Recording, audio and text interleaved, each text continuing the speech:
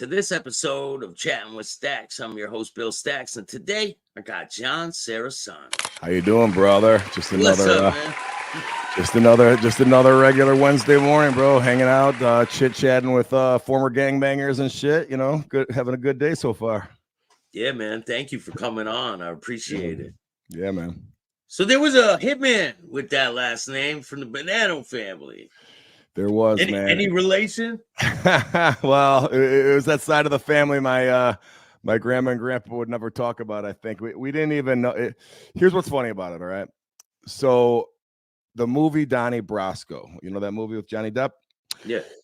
So there's a character in there. They changed the names in the movie, but if you read the book, it uses the real names. And John Cerasani, his name was Booby Cerasani. All right, it was one of the main hitmen for the Bananos, and he in the early 2000s he sued Sony Pictures for depicting him as a murderer when he was never convicted of murder.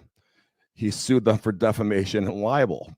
Now, what's interesting about that, though, is that there's actually a case law study that the judge ruled on that's used in like freaking law schools, that you can't sue somebody for libel if your reputation is already that bad.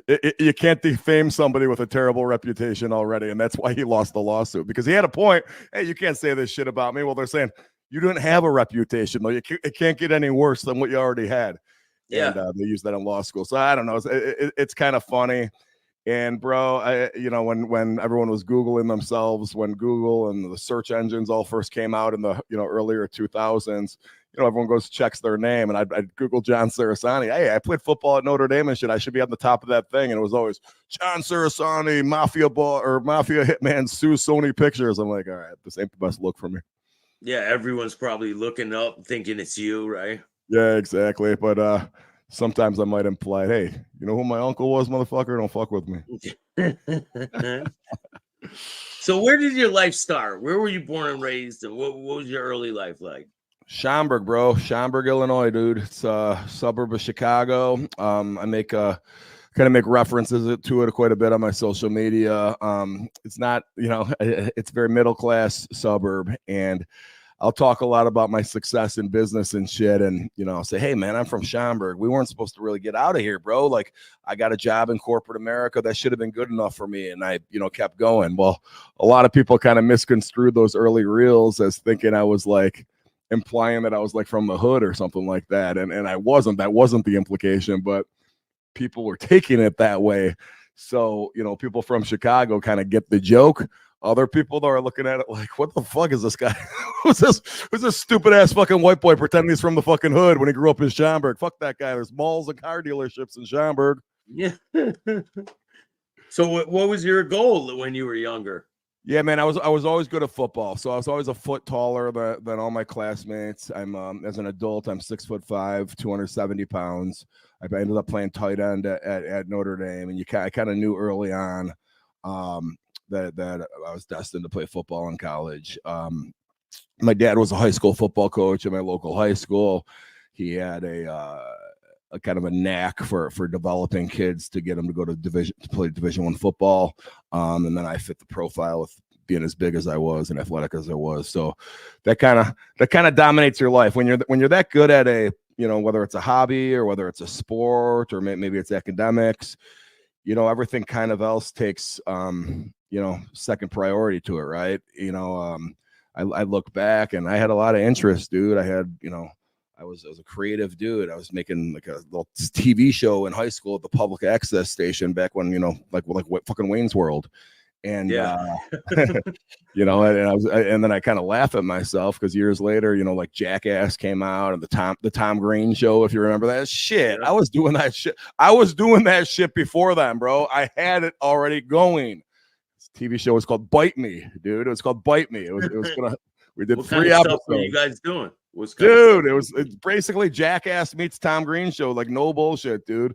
Going to people's houses, telling them they won the fucking publisher clearinghouse sweepstakes, had a big check for $10 million, and then we go, gotcha, and they're like, what the fuck? And problem was we were like 17 years old. They never believed it in the first place, so they're just kind of standing there looking at us like we're morons. But I should find the old VHS tapes of that, bro. I should That'd be funny, man.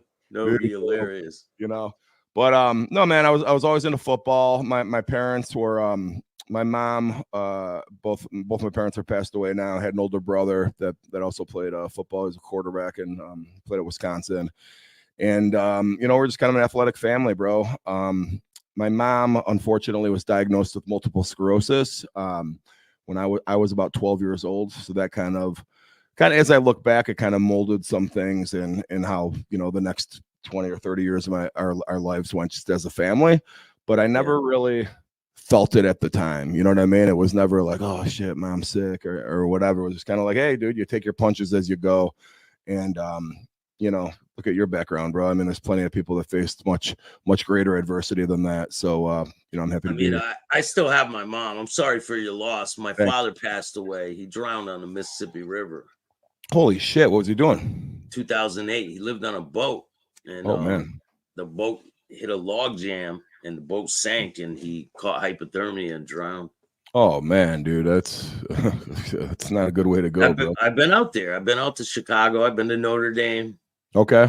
Not playing football or nothing. I just passed through, you know. That's the beauty of Notre Dame, bro. The beauty of Notre Dame, dude. Like everybody's welcomed. You go to those games. It's not. You think those are a bunch of fucking Notre Dame alumni in the stands? No, dude. That's all people that are fans that don't go there. They respect that campus. They want to be part of something great, and you could do that as a fan of Notre Dame. It's not. You know, we call them Subway alum, which mean, you know, they're just part of it.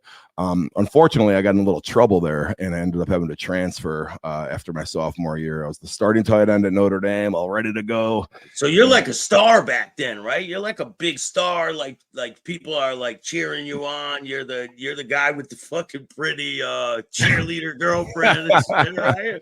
Well, Notre Dame's not known for beautiful women, but yeah, I think it definitely would fit that category. But I was an All-American coming out of high school, all right? So I could have went anywhere I wanted. I had chosen Notre Dame.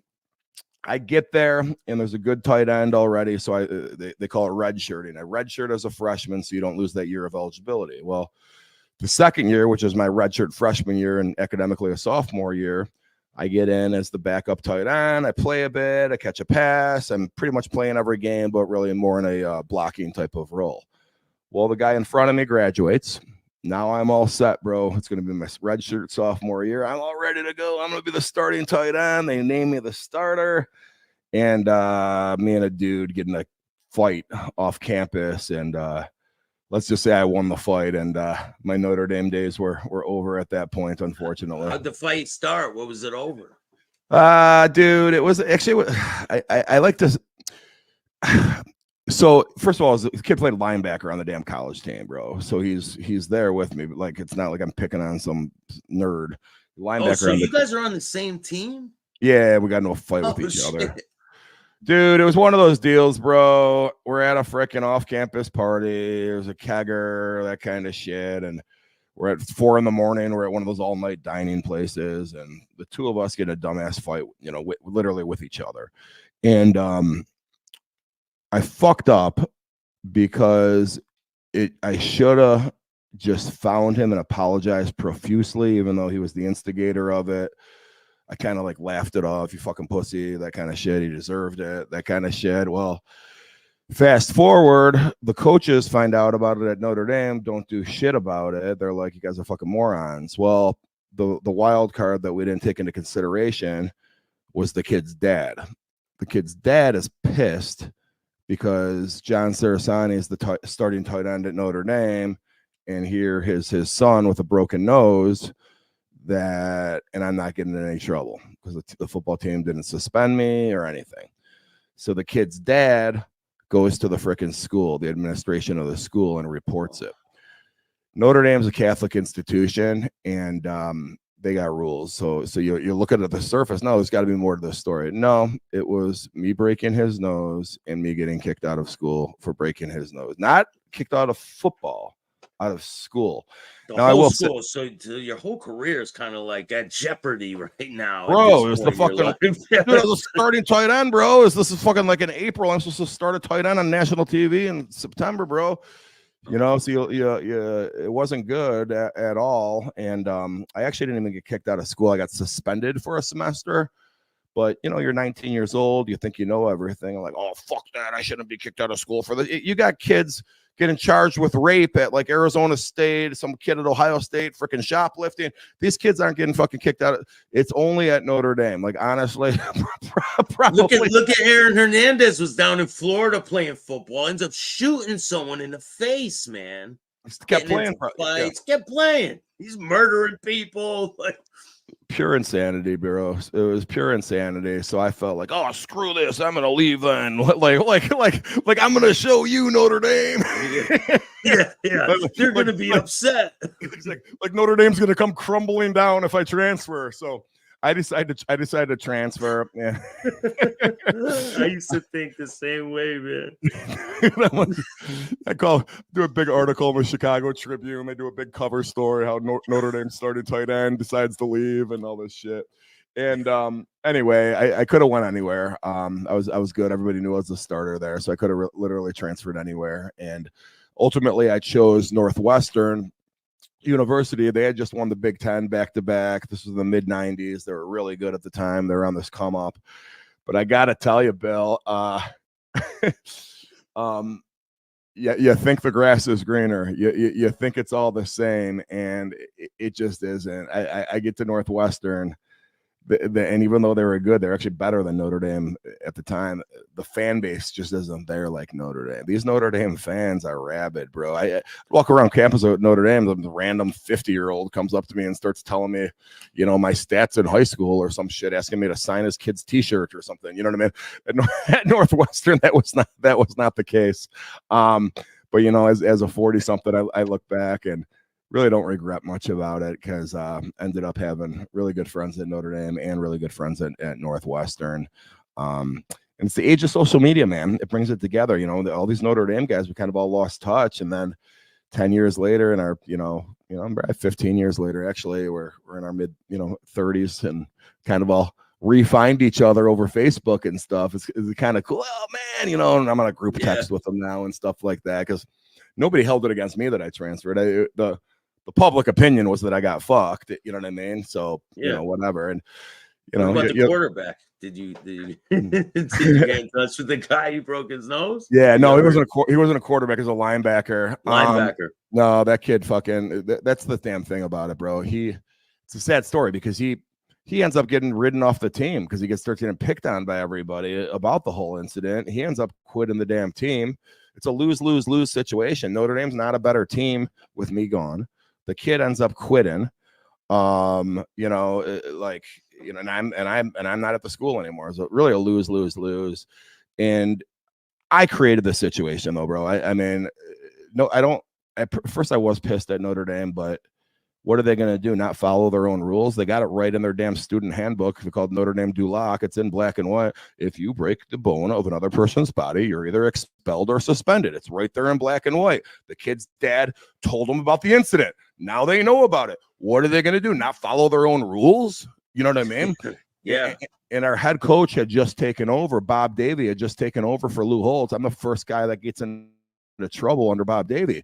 And Bob Davie was trying to be cool about it by not having me in trouble in the first place. Well, if Lou Holtz was still the coach there, Lou Holtz probably would have kicked me out of spring football, which probably would have appeased the dad not to take that extra step. You follow me? Yeah. So whatever, dude. You know what? This is 1997.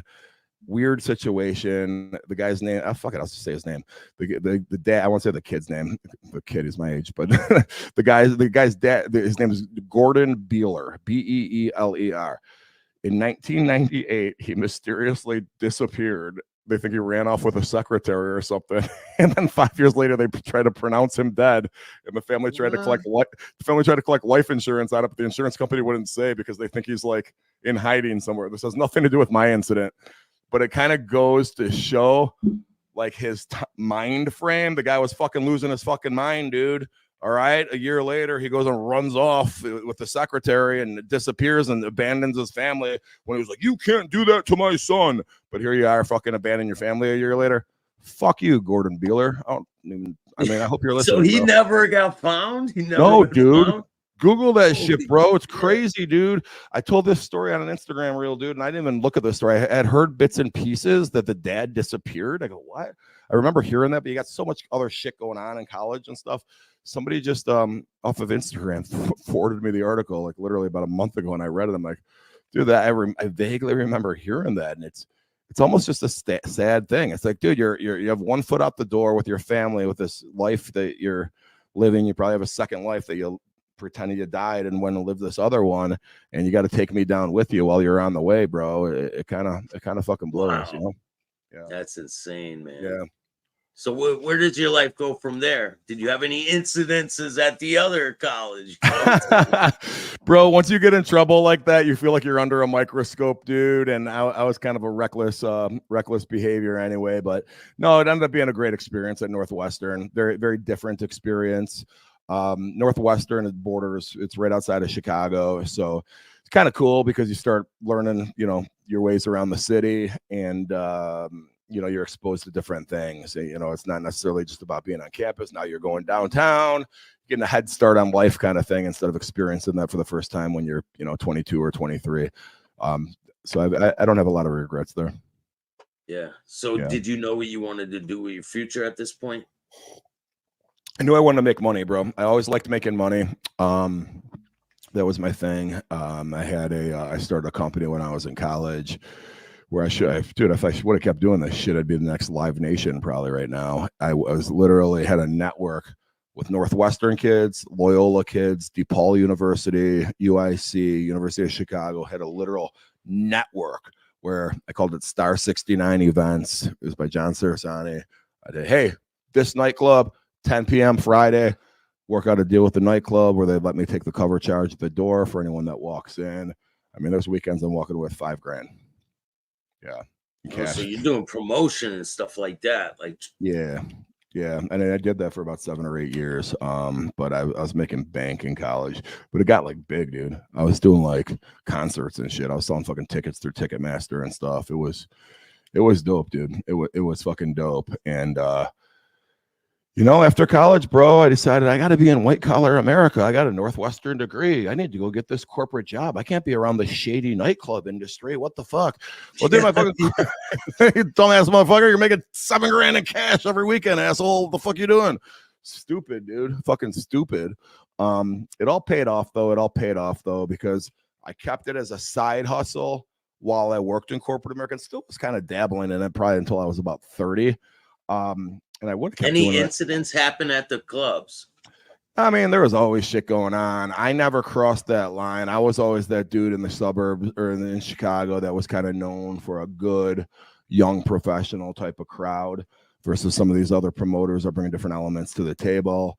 In my 20s is when ecstasy exploded, and they were all over the city. And the clubs liked me because I'd bring young professionals that are actually buying alcohol. All these other motherfuckers are just coming into an ecstasy, sweating their fucking balls off, buying waters. You know what I mean? It was when you knew the fucking when you knew there was a shift when they started charging $8 for bottled water. Water was always free, and then around 2004, 2005 ish, all of a sudden it cost money because no one was buying alcohol anymore. Yeah, everyone's in a club with water. What the fuck does that make sense, right? Dude. For real, bro. That's exactly what happened. So did you thought back then that corporate America was going to be your gateway to being successful in life? Yeah, dude. My dad was a high school gym teacher and football coach, and we thought he was rich though, man. In Illinois, high school teachers get paid pretty well. And he's making like 110, 120 as a high school teacher and gets to retire early, and their pension that they work out with their union. It's real, bro. So here I am, as a 25-year-old making more money than my dad. Fuck, dude. This is awesome, bro. I love this corporate America shit. I love this shit. What was awesome, what the change though for me was a couple years into it. I'm looking at this shit and I'm like, you know what, dude? I'm the product. I worked in insurance. We were doing consulting and brokerage. So I worked for this company called Arthur J. Gallagher. And shit, dude, I just brought in 800 grand of business to you motherfuckers. They're not giving me a fucking raise because, well, John, you're only fucking 26, blah, blah, blah, blah, blah. I go, buddy, look how much money I brought in. What are I'm looking around the office. All these 40 and 50-year-olds are just sitting on their books of business, not doing dick. I'm the only one writing new business. They're paying me 140 grand. So I fucking had an epiphany. You're not paying me 140 grand on my 800 grand. I'm paying you 660. Now, what are you doing for that 660 grand, Mr. Employer? Well, we give you an office. We give you account managers. You could use our name. Okay, all of that is of value. You're right. But let me quantify that. Is it worth 660? Because the longer I fucking stay here, the more that gap's going to go. That gap's going to get bigger and bigger. All right. So it clicked, bro. I was 27 years old, area vice president, had an office, had an assistant, big fucking insurance giant I work at. Dude, you know what? Screw this. My parents, I hate saying this because they actually both died of heart attacks, but my parents almost had heart attack when I told them I'm quitting my job at Arthur J. Gallagher. Are you nuts, John?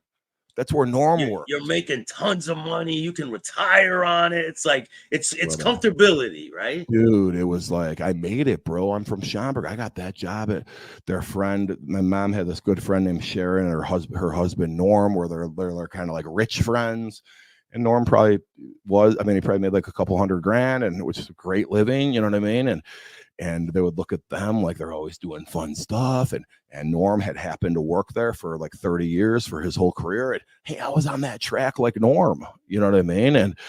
And you know, everybody said, you're nuts, dude. You could never compete. These are $1 billion companies. You're going to go out there and try to start your own business competing against these insurance giants. Are you out of your effing mind?